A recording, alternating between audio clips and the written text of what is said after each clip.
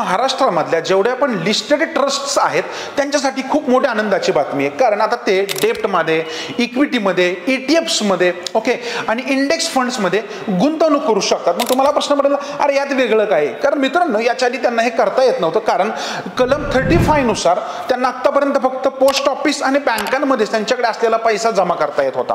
परंतु आता चॅरिटी कमिशनरने त्यांना या सगळ्यामध्ये निवेश करायला परमिशन दिलेली याच्यामध्ये.